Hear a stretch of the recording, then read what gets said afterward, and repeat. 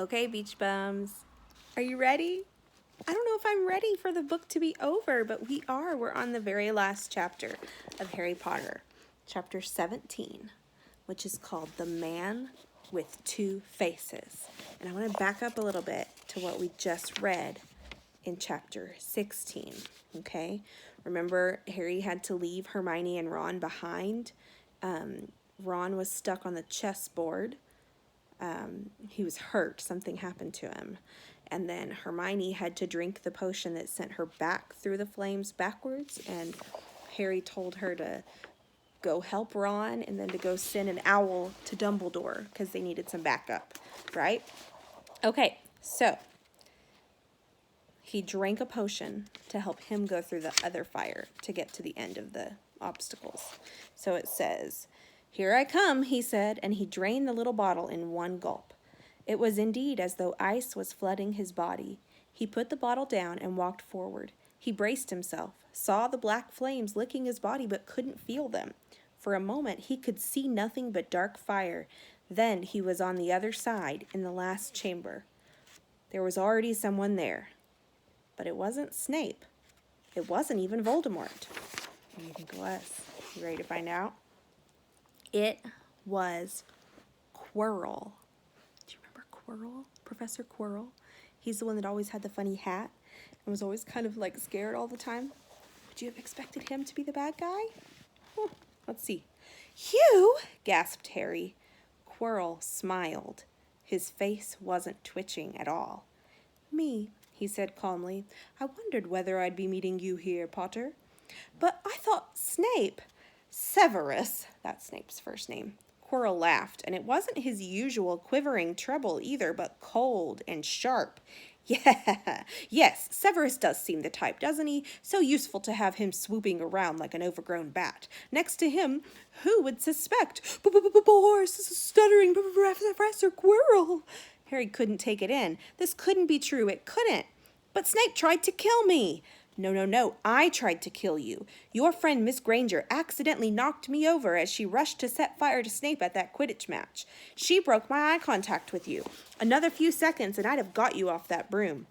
I'd have managed it before then if Snape hadn't been muttering a counter curse, trying to save you." "Snape was trying to save me?"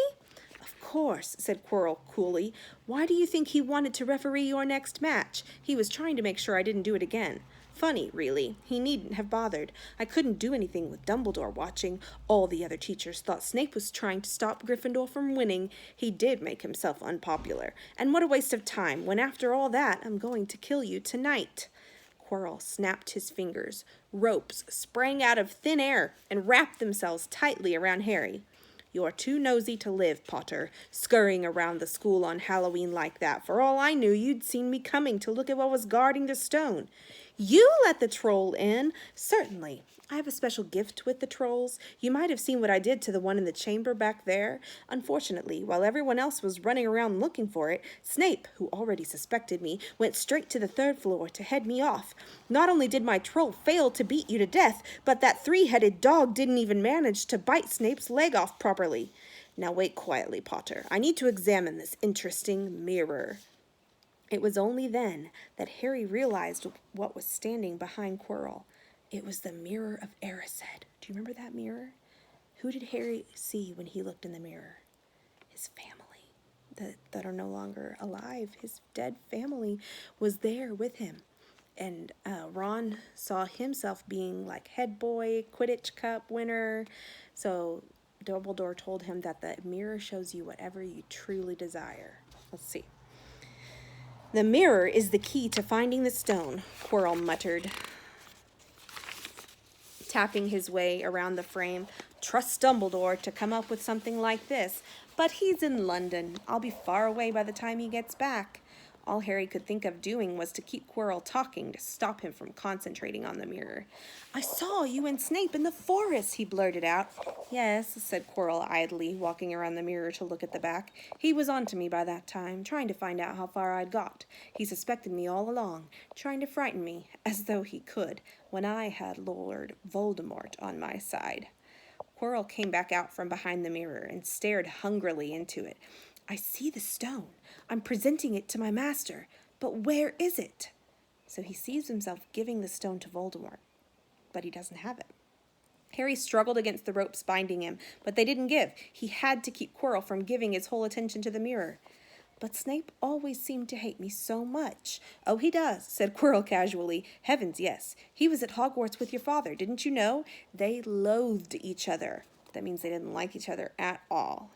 So Snape and his father had this old quarrel. Quarrel, that means like a fight. Okay, but he never wanted you dead. But I heard you a few days ago sobbing. I thought Snape was threatening you. For the first time, a spasm of fear flitted across Quirrell's face. Sometimes, he said, I find it hard to follow my master's instructions. He is a great wizard, and I am weak. You mean he was there in the classroom with you? Harry gasped. He is with me wherever I go, said Quirrell quietly. I met him when I traveled around the world. A foolish young man I was then, full of ridiculous ideas about good and evil. Lord Voldemort showed me how wrong I was. There is no good and evil. There is only power, and those too weak to see it. Seek it. Since then, I have served him faithfully, although I have let him down many times. He has had to be very hard on me. Oh, Quirrell shivered suddenly. He does not forgive mistakes easily. When I failed to steal the stone from Gringotts, he was most displeased. He punished me, decided he would have to keep a closer watch on me. Quirrell's voice trailed away. Harry was remembering his trip to Diagon Alley. How could he have been so stupid? He'd seen Quirrell there that very day, shaken hands with him in the Leaky Cauldron. Quirrell muttered under his breath, I don't understand. Is the stone inside the mirror? Should I break it? Harry's mind was racing. What I want more than anything else in the world at the moment, he thought, is to find the stone before Quirrell does. So if I look in the mirror, I should see myself finding it, which means I'll see where it's hidden. But how can I look without Quirrell realizing what I'm up to? He tried to edge to the left, to get in front of the glass without Quirrell noticing, but the ropes around his ankles were too tight. He tripped and fell over. Quirrell ignored him. He was still talking to himself. What does this mirror do? How does it work? Help me, master. And to Harry's horror, a voice answered, and the voice seemed to come from Quirrell himself. Use the boy. Use the boy. Quirrell rounded on Harry. Yes, Potter, come here. He clapped his hands once, and the ropes binding Harry fell off. Harry got slowly to his feet. Come here, Quirrell repeated. Look in the mirror and tell me what you see. Harry walked toward him. I must lie, he thought desperately. I must look and lie about what I see, that's all. Quirrell moved close behind him. Harry breathed in the funny smell that seemed to come from Quirrell's turban. Remember the turban's the hat on his head. He closed his eyes, stepped in front of the mirror, and opened them again. He saw his reflection, pale and scared looking at first. But a moment later, the reflection smiled at him. It put its hand into its pocket and pulled out a blood-red stone. It winked and put the stone back in its pocket, and as it did so, Harry felt something heavy drop into his real pocket. Somehow, incredibly, he'd gotten the stone. Well, said Quirrell impatiently, what do you see? Harry screwed up his courage. I see myself shaking hands with Dumbledore, he invented. That means he made it up. I've won the House Cup for Gryffindor, Quirrell cursed again. Get out of my way, he said, and as Harry moved aside, he felt the Sorcerer's Stone against his leg. Did he dare make a break for it? But he hadn't walked 5 paces before a high voice spoke, though Quirrell wasn't moving his lips. He lies. He lies. Potter, come back here, Quirrell shouted. Tell me the truth. What did you just see? The high voice spoke again. Let me speak to him. Face to face. Master, you are not strong enough. I have strength enough for this. Harry felt as if Devil's Snare was rooting him to the spot. He couldn't move a muscle. Petrified, that means super scared, he watched as Quirrell reached up and began to unwrap his turban. What was going on? The turban fell away. Quirrell's head looked strangely small without it. Then he turned slowly on the spot. Harry would have screamed, but he couldn't make a sound. Where there should have been a back to Quirrell's head, there was a face. The most terrible face Harry had ever seen. It was chalk white with glaring red eyes and slits for nostrils like a snake. Harry Potter, it whispered.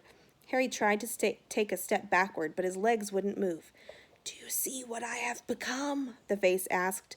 "Mere shadow and vapor. I have form only when I can share another's body. But there have always been those willing to let me into their hearts and minds.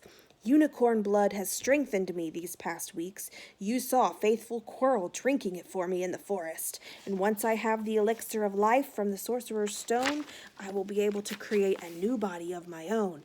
Now, why don't you give me that stone in your pocket?" So he knew. The feeling suddenly surged back into Harry's legs, and he stumbled backward. "Don't be a fool," snarled the face. "Better save your own life and join me, or you'll meet the same end as your parents. They died begging me for mercy." "Liar!" Harry shouted suddenly. Quirrell was walking backward at him, so that Voldemort could still see him. The evil face was now smiling. "How touching!" it hissed. "Hey guys! Too loud!" They're playing a game.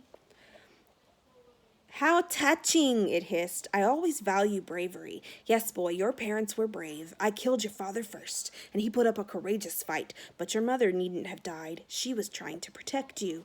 Now give me the stone, unless you want her to have died in vain." "Never!" Harry sprang towards the flame door, but Voldemort screamed, "Seize him!" And the next second, Harry felt Quirrell's hand close on his wrist. At once, a needle-sharp pain seared across Harry's scar on his head, but Quirrell's grabbing his wrist. His head felt as though it was about to split in two. He yelled, struggling with all his might, and to his surprise, Quirrell let go of him. The pain in his head lessened. He looked around wildly to see where Quirrell had gone, and saw him hunched in pain, looking at his fingers. They were blistering before his eyes. "Seize him! Seize him!" shrieked Voldemort again, and Quirrell lunged, knocking Harry clean off his feet, landing on top of him, both hands around Harry's neck. Harry's scar was almost blinding him with pain, yet he could see Quirrell howling in agony. "Master! I cannot hold him! My hands! My hands!" And Quirrell, though pinning Harry to the ground with his knees, let go of his neck and stared, bewildered, at his own palms. Harry could see that they looked burned, raw, red, and shiny. "Then kill him, fool, and be done!" screeched Voldemort. Quirrell raised his hand to perform a deadly curse, but Harry, by instinct, reached up and grabbed Quirrell's face. What do you think will happen when he touches his face? Ah! Quirrell rolled off him, his face blistering too. And then Harry knew. Quirrell couldn't touch his bare skin, not without suffering terrible pain. His only chance was to keep hold of Quirrell, keep him in enough pain to stop him from doing a curse. Harry jumped to his feet, caught Quirrell by the arm, and hung on as tight as he could. Quirrell screamed and tried to throw Harry off. The pain in Harry's head was building. He couldn't see. He could only hear Quirrell's terrible shrieks and Voldemort's yells of, "Kill him! Kill him!" and other voices, maybe in Harry's own head, crying, "Harry! Harry!" He felt Quirrell's arm wrenched from his grasp, knew all was lost, and fell into blackness, down, down, down.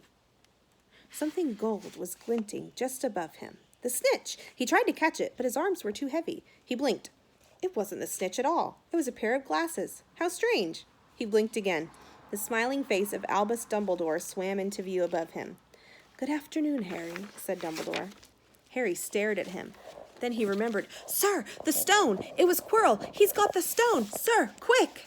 "Calm yourself, dear boy. You are a little behind the times," said Dumbledore. "Quirrell does not have the stone."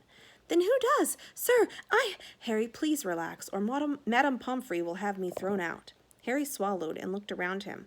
He realized he must be in the hospital wing. He was lying in a bed with white linen sheets, and next to him was a table piled high with what looked like half the candy shop. "Tokens from your friends and admirers," said Dumbledore, beaming. "What happened down in the dungeons between you and Professor Quirrell is a complete secret, so naturally the whole school knows. I believe your friends Messrs. Fred and George Weasley were responsible for trying to send you a toilet seat. No doubt they thought it would amuse you. Madame Pomfrey, however, felt it must not be very hygienic and confiscated it." So they were just trying to be tricky, and she was like, "No way." "How long have I been in here?" 3 days. Mr. Ronald Weasley and Miss Granger will be most relieved you have come round. They have been extremely worried." "But, sir, the stone!" "I see you are not to be distracted. Very well, the stone. Professor Quirrell did not manage to take it from you. I arrived in time to prevent that, although you were doing very well on your own, I must say." "You got there? You got Hermione's owl?" We must have crossed in midair. No sooner had I reached London than it became clear to me that the place I should be was the one I had just left. I arrived just in time to pull Quirrell off of you. It was you. I feared I might be too late. You nearly were. I couldn't have kept him off the stone much longer. Not the stone, boy, you. The effort involved nearly killed you. For one terrible moment there, I was afraid it had. As for the stone, it has been destroyed. Destroyed? Said Harry blankly. But your friend, Nicholas Flamel. Oh, you know about Nicholas, said Dumbledore, sounding quite delighted. You did do the thing properly, didn't you? Well, Nicholas and I have had a little chat and agreed it's all for the best. But that means he and his wife will die, won't they? They have enough elixir stored to set their affairs in order, and then, yes, they will die. Dumbledore smiled at the look of amazement on Harry's face. To one as young as you, I'm sure it seems incredible. But to Nicholas and Perenelle, it really is like going to bed after a very, very long day. After all, to the well-organized mind, death is just but the next great adventure. You know, the stone was really not such a wonderful thing. As much money and life as you could want, the two things most human beings would choose above all. The trouble is, humans do have a knack of choosing precisely those things that are the worst for them. Harry lay there, lost for words. Dumbledore hummed a little and smiled at the ceiling. Sir, said Harry, I've been thinking, sir, even if the stone's gone, you know who. Call him Voldemort, Harry. Always use the proper name for things. Fear of a name increases fear of the thing itself. Yes, sir. Well, Voldemort's going to try other ways of coming back, isn't he? He hasn't gone, has he? No, Harry, he has not. He is still out there somewhere, perhaps looking for another body to share. Not being truly alive, he cannot be killed. He left Quirrell to die. He shows just as little mercy to his followers as his enemies. Nevertheless, Harry, while you may only have delayed his return to power, it will merely take someone else who is prepared to fight what seems a losing battle next time. And if he is delayed again and again, why, he may never return to power. Harry nodded, but stopped quickly because it made his head hurt. Then he said, Sir, there are some other things I'd like to know if you can tell me. Things I want to know the truth about. The truth, Dumbledore sighed. It is a beautiful and terrible thing, and should therefore be treated with great caution. However, I shall answer your questions unless I have a very good reason not to, in which case I beg you'll forgive me. I shall not, of course, lie. Well, Voldemort said that he only killed my mother because she tried to stop him from killing me. But why would he want to kill me in the first place? Dumbledore sighed very deeply this time. Alas, the first thing you ask me, I cannot tell you. Not today, not now. You will know one day. Put it from your mind for now, Harry. When you are older, I know you hate to hear this. When you are ready, you will know. And Harry knew it would be no good to argue. But why couldn't Quirrell touch me? Your mother died to save you. If there is one thing Voldemort cannot understand, it is love.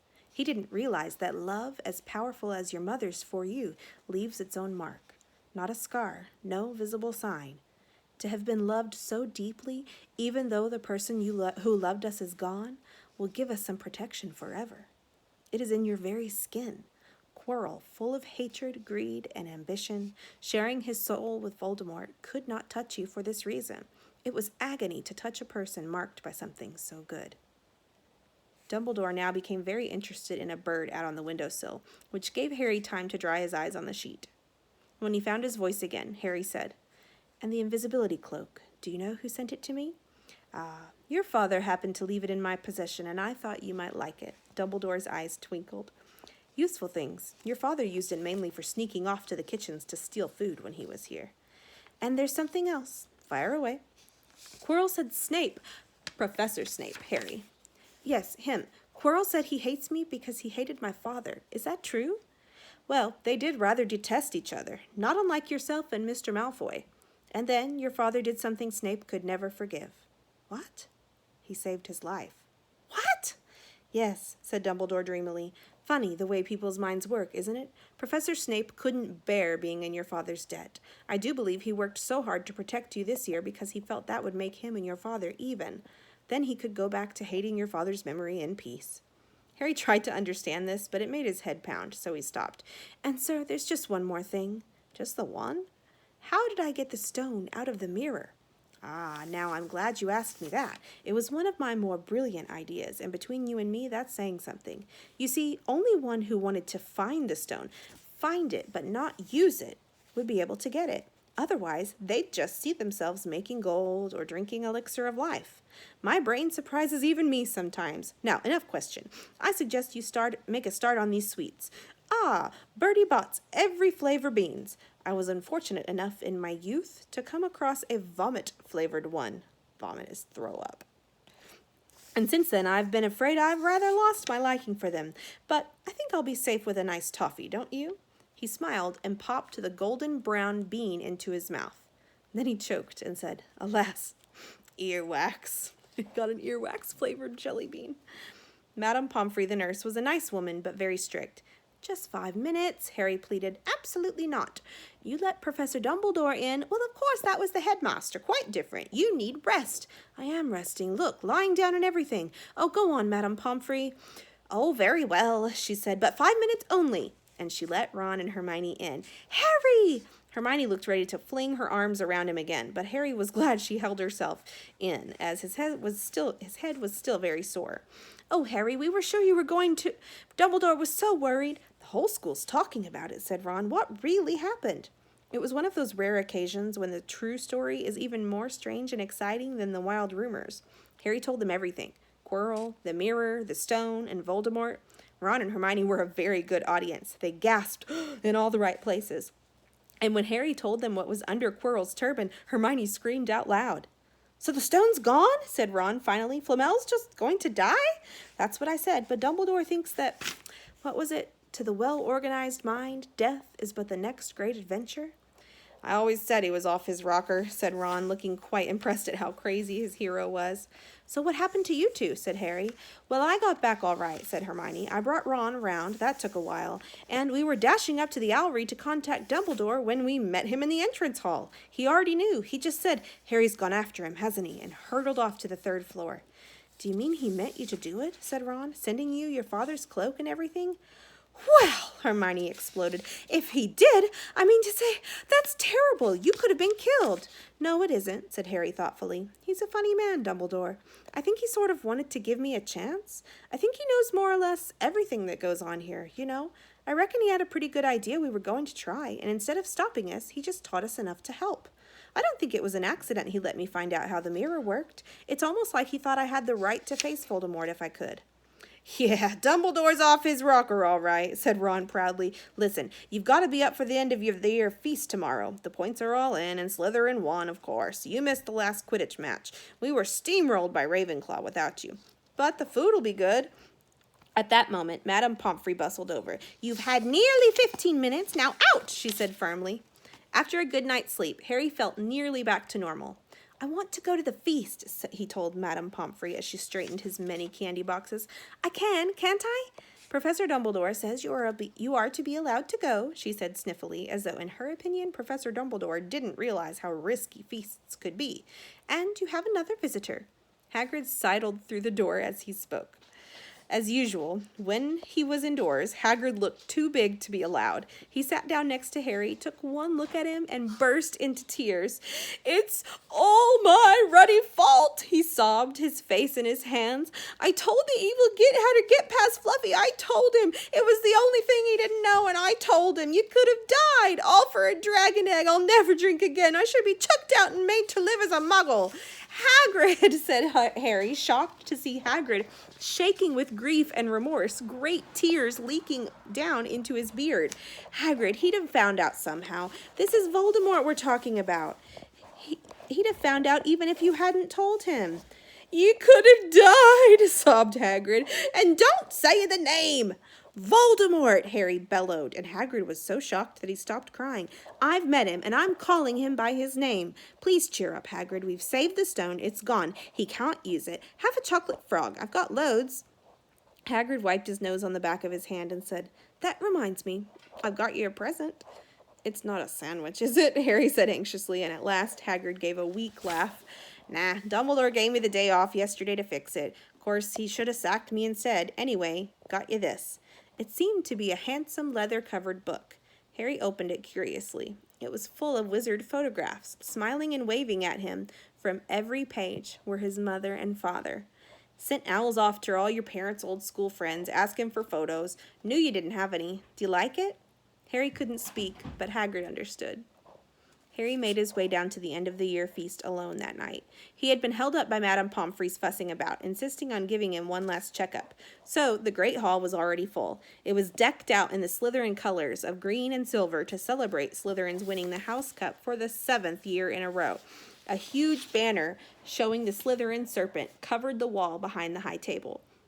When Harry walked in, there was a sudden hush, and everybody started talking loudly at once. He slipped into a seat between Ron and Hermione at the Gryffindor table, and tried to ignore the fact that people were standing up to look at him. Fortunately, Dumbledore arrived moments later. The babble died away. "Another year gone," Dumbledore said cheerfully, "and I must trouble you with an old man's wheezing waffle before we sink our teeth into our delicious feast. What a year it has been! Hopefully your heads are all a little fuller than they were. You have the whole summer ahead to get them nice and empty before next year starts. Now, as I understand it, the House Cup here needs awarding, and the points stand thus. In 4th place, Gryffindor, with 312 points. In 3rd place, Hufflepuff, with 352. Ravenclaw has 426, and Slytherin 472. A storm of cheering and stamping broke out from the Slytherin table. Harry could see Draco Malfoy banging his goblet on the table. It was a sickening sight. Yes, well done, Slytherin," said Dumbledore. "However, recent events must be taken into account." The room went very still. The Slytherin smiles faded a little. "Ahem," said Dumbledore. "I have a few last-minute points to dish out. Let me see. Yes. First, to Ronald Weasley." Ron went purple in the face. He looked like a radish with a bad sunburn. He got embarrassed. "For the best played game of chess Hogwarts has seen in many years, I award Gryffindor House 50 points." Gryffindor cheers nearly raised the bewitched ceiling. The stars overhead seemed to quiver. Percy could be heard telling the other prefects, "My brother, my youngest brother, got past McGonagall's giant chess set." At last there was silence again. "Second, to Miss Hermione Granger, for the use of cool logic in the face of fire, I award Gryffindor House 50 points." Hermione buried her face in her arms. Harry strongly suspected that she had burst into tears. Gryffindors up and down the table were beside themselves. They were 100 points higher than they were. "Third, to Mr. Harry Potter," said Dumbledore. The room went deadly quiet. "For pure nerve and outstanding courage, I award Gryffindor House 60 points." The din was deafening. Those who could add up while yelling themselves hoarse knew that Gryffindor now had 472 points, exactly the same as Slytherin. They had tied for the House Cup, if only Dumbledore had given just one more point. Dumbledore raised his hand. The room gradually fell silent. "There are all kinds of courage," said Dumbledore, smiling. "It takes a great deal of bravery to stand up to our enemies, but just as much to stand up to our friends. I therefore award 10 points to Mr. Neville Longbottom." Someone standing outside the great hall might well have thought some sort of explosion had taken place. So loud was the noise that erupted from the Gryffindor table. Harry, Ron, and Hermione stood up to yell and cheer as Neville, white from shock, disappeared under a pile of people hugging him. He had never won so much as a point for Gryffindor before. So do you understand why they gave Neville the points? Neville stood up to his friends. Remember how he told Harry and Ron and Hermione, "No, you're not going to get in trouble again. I won't let you." And they had to do a spell on him to stop him from stopping them. Dumbledore knew that happened and said it's hard to stand up to your enemies. It's even harder to stand up to your friends if you know what they're doing is wrong. And Neville wanted them to do the right thing. He didn't know that they were really saving the day. He thought they were just going to get in trouble again. So that's why Neville got some points. I think that's pretty special.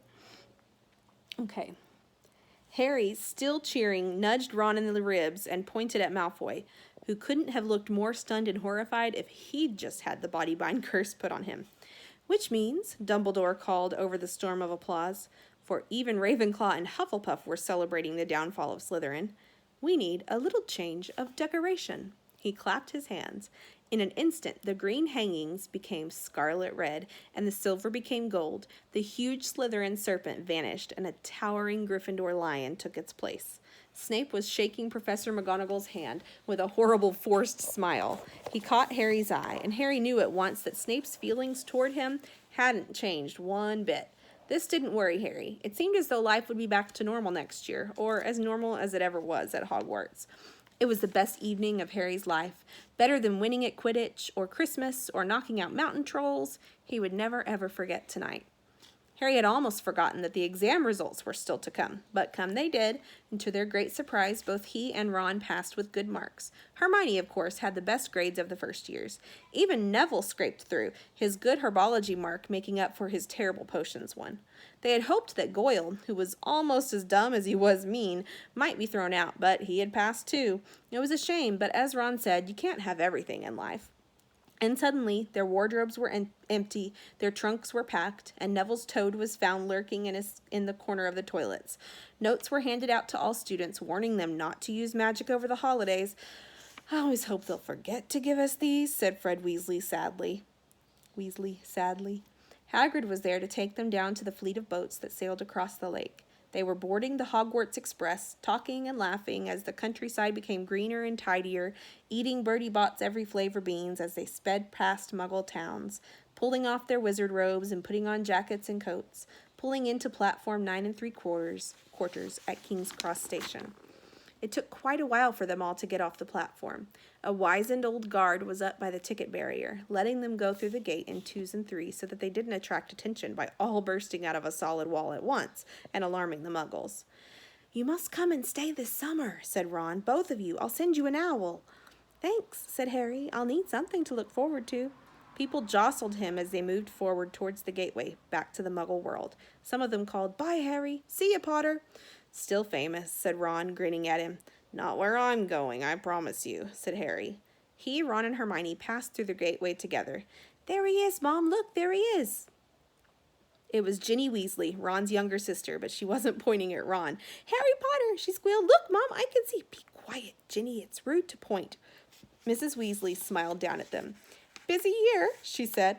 "Very," said Harry. "Thanks for the fudge and the sweater, Mrs. Weasley." "Oh, it was nothing, dear." Remember, she sent him Christmas presents. "Ready, are you?" It was Uncle Vernon, still purple-faced, still mustached, still looking furious at the nerve of Harry carrying an owl in a cage in a station full of ordinary people.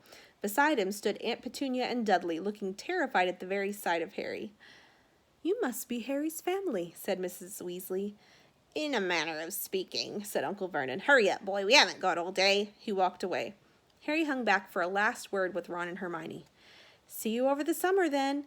Hope you have, a good holiday," said Hermione, looking uncertainly after Uncle Vernon, shocked that anyone could be so unpleasant. "Oh, I will," said Harry, and they were surprised at the grin that was spreading over his face. "They don't know we're not allowed to use magic at home. I'm going to have a lot of fun with Dudley this summer." And that is the end of Harry Potter and the Sorcerer's Stone. What did you think? Did you like it? I know that you are all listening to this at your own pace, and so whenever you finish this video, that's the last one, I would love for you to have your parents help you leave a comment and tell me what you thought about the ending and tell me what you think will happen next to Harry Potter if you don't already know. Okay, you guys have a great weekend. Love you. Bye-bye.